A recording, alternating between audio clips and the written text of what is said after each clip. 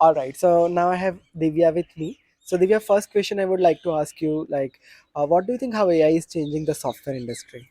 AI is not only changing the software industry, it has its impact on every industry.